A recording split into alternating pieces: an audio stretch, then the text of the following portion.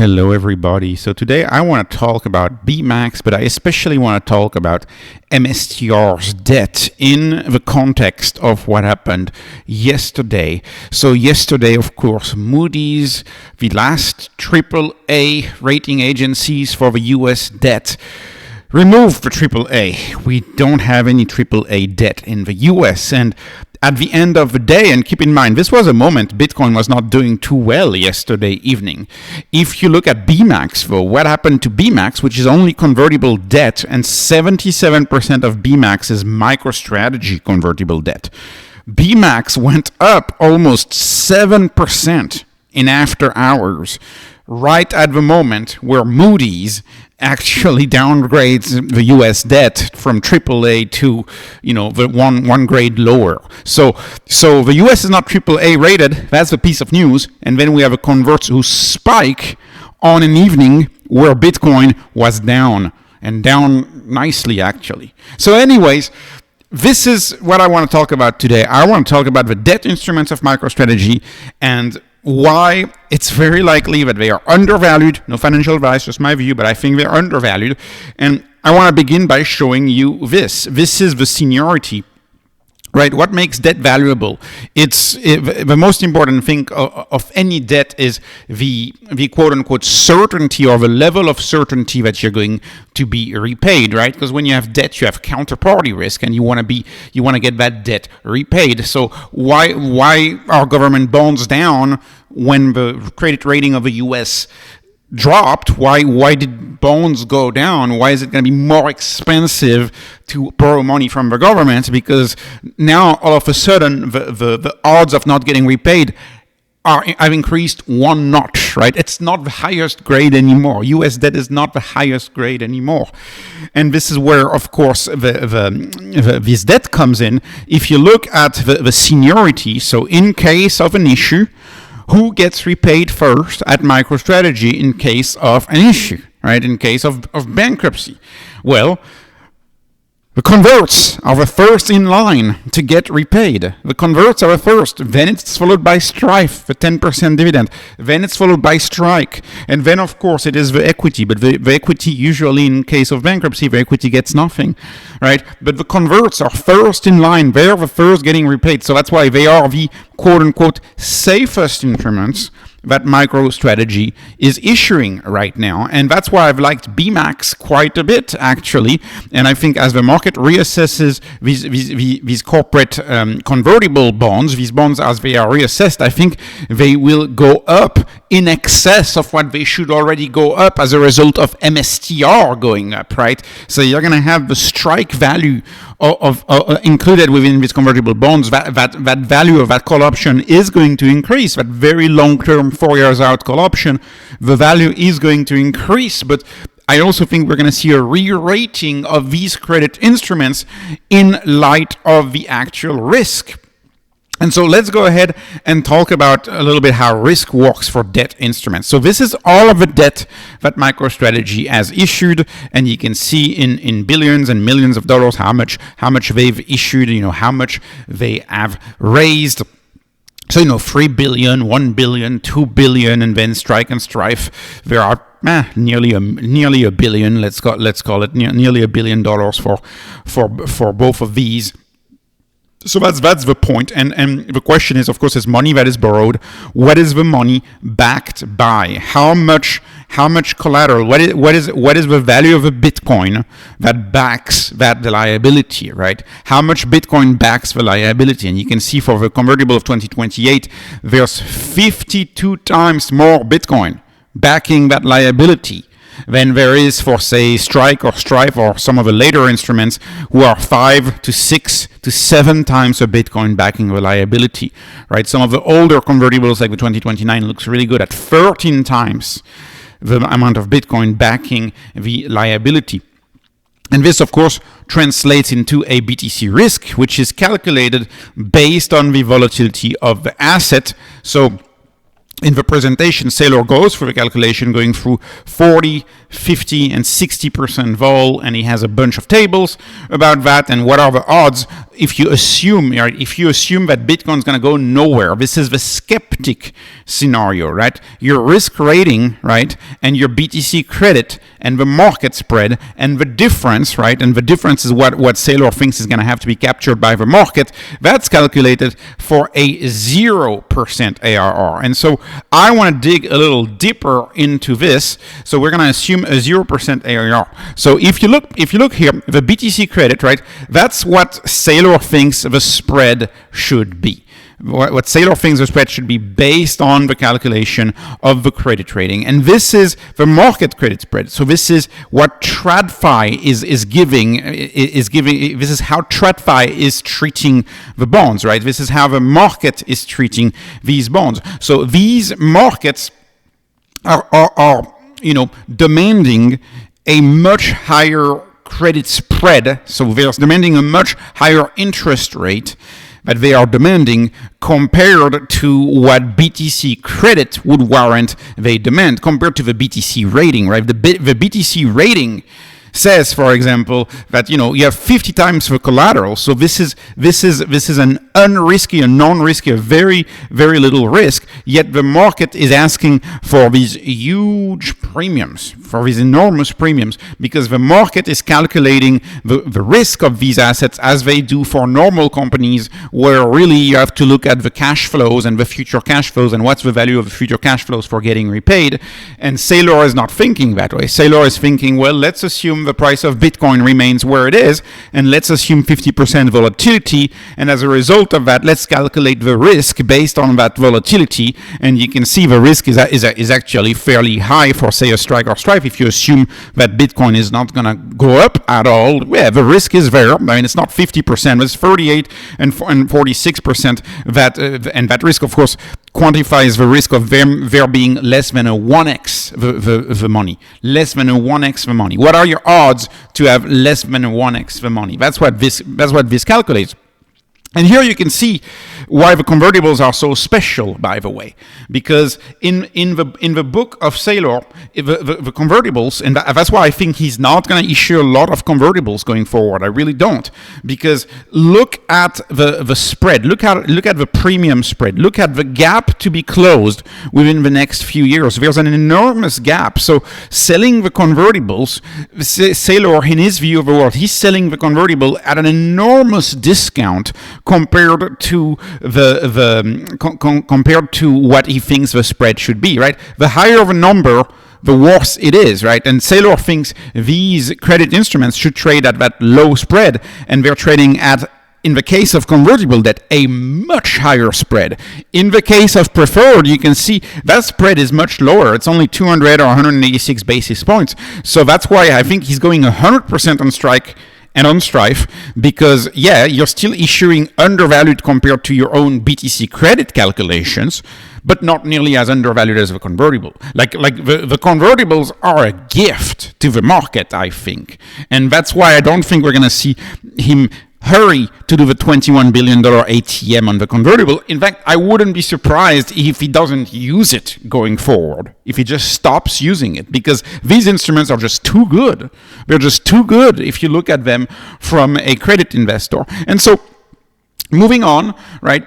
This was, of course, this is a big deal here. This was assuming 0% Bitcoin ARR. So assuming 0% Bitcoin ARR, your risk in the case of, say, Strife and Strike is 38% and 46%, that there may be potentially less collateral for these credit instruments. So you have some risk, assuming a 0% ARR, and this is on a 10-year period, of course. This is on a 10-year period. I should have mentioned that from the beginning of the video. So at the end of a 10-year period, you have a 46% chance that you have actually less money, and you have a 38% chance that you'll have less money. You can see for the convertible debt, that chance that you have less than 1x the money, that chance is much, much, much lower.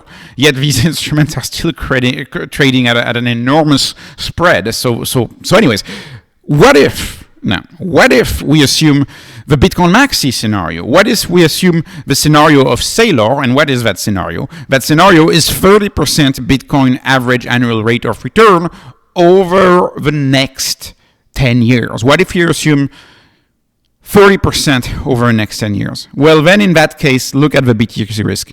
The BTC risk is null for almost all of the debt except the 2032 convertible debt. And then for STRK and STRF, it's 1% and 1%. If you assume that Bitcoin is going to grow at a 30% year rate, this should really be the Bitcoin credit spread. So the spread should be almost nothing. And then all of a sudden, the market credit spread is trading like junk bonds, right? The market is giving you junk bond valuations for all of this, while really it should give the most pristine, lowest valuation, lowest spread for all of this. So the highest valuation for the cost of the bond. It should be trading much closer in line to AAA rated companies, to the best rated companies. So if Bitcoin actually grows by 30% ARR, if Bitcoin rises by 30% ARR in a maximalist scenario, all of these instruments are stupidly undervalued, and there is a stupid upside. If you're a skeptic, if Bitcoin doesn't go anywhere, well, the convertible bonds are still pretty darn interesting, because they're still heavily undervalued compared to the BTC risk, if you ask me. So buying a basket, that's why I like BMAX a lot. You have a basket of convertible bond, and you look at these metrics, and you're the highest in the capital structure.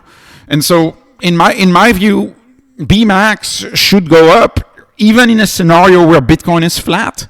Because if you bet on the market realizing how undervalued, underpriced these converts are, you can just bet on a normalization of Bitcoin-backed credit instruments and an increase in the value of Bitcoin-backed debt, and that alone could make BMAX go up without requiring Bitcoin to move at all. And why? That is because Saylor, and I believe that over time the market will start recognizing that there is seniority to the converts, and that this is actually backed by hard money, by Bitcoin. But even if it's flat, it's still backed by Bitcoin. The money has not been spent. The money has just been kept in the account in Bitcoin. The money has not been spent. This is what is so amazing, in my view.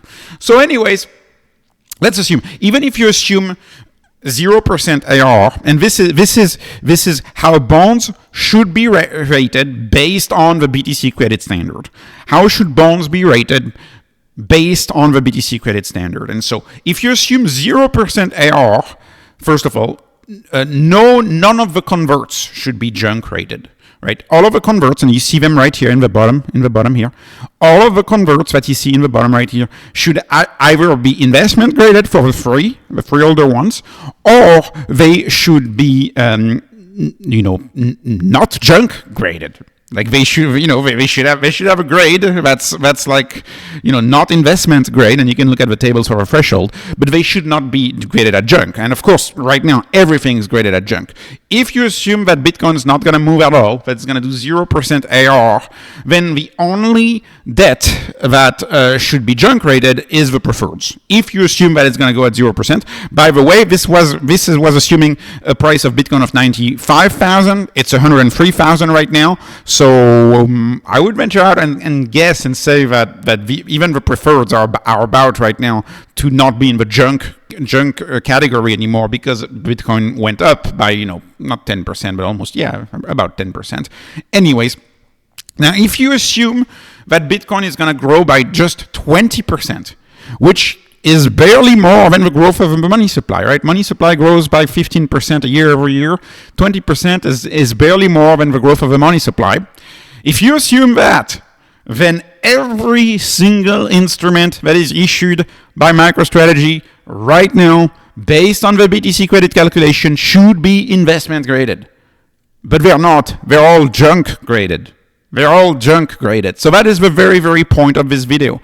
And then Saylor takes it a step further, talking about, investment grade. What kind of investment grade should MicroStrategy get? So you can see if you're AAA, you get only 30 to 75 basis point over the risk-free rate, or the least risk-free price. But it's now it's a little more complicated. What's going to be the risk-free rate now with Moody's dropping the rate of the US? Is it like Apple's interest rate? What is the Apple stock? What is the lowest risk-free debt you can get out there. Anyways, so AAA, you're getting a 30 to 75 BPS spread, so next to nothing. And then, of course, as the credit rating increases, you get a higher spread.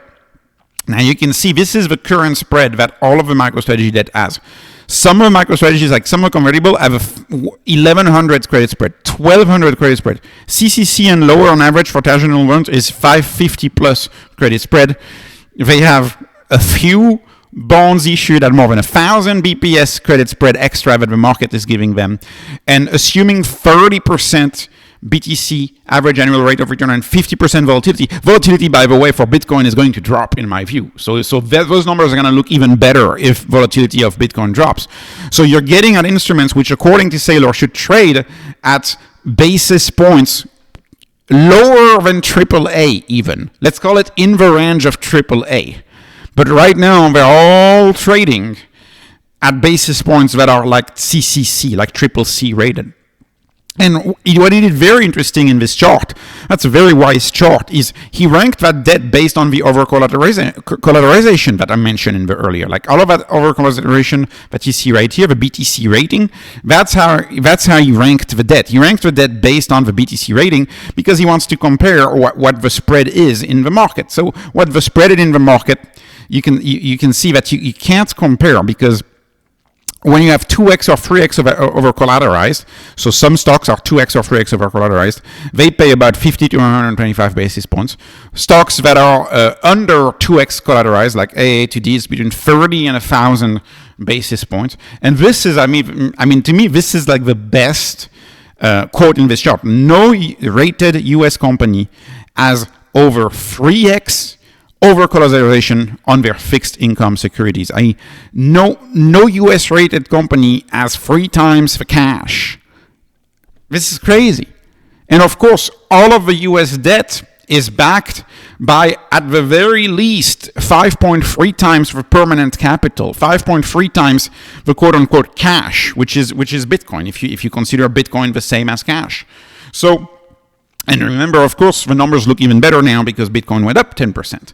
So essentially, if you want over-collateralized debt, if you want debt that is protected by the hardest asset on earth, debt with the least amount of counterparty risk you can get because the cash has not been spent on a pointless business endeavor, the cash has just been turned into Bitcoin, then MicroStrategy looks like some of the most compelling, if not the most compelling, credit securities in the market. And of course, the only over-compelling ones would be, say, the debt issued by Riot or issued by Mara, backed by Bitcoin as well. A lot of people complain about Mara, say it's a poorly run business. Well, maybe it is, but the debt is still backed by a ton of Bitcoin.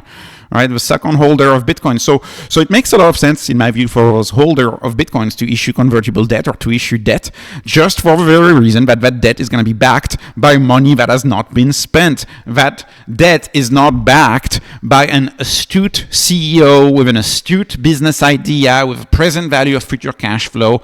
This is not what backs the debt. What backs the debt is simply the money. The money is still there. It has not been spent on machines that are going to depreciate so fast because of technology, right? It has not been spent on commercial office towers that are now, kind of pointless in most cities and that have lost 80% of its values because nobody goes to the office anymore. And now you have hundreds of millions of dollars in a single tower backed by debt. What is the value of that debt now that office building is impaired by 70 or 80% because nobody goes to the office? So backed by Bitcoin is a big deal, if you ask me. It's a big deal.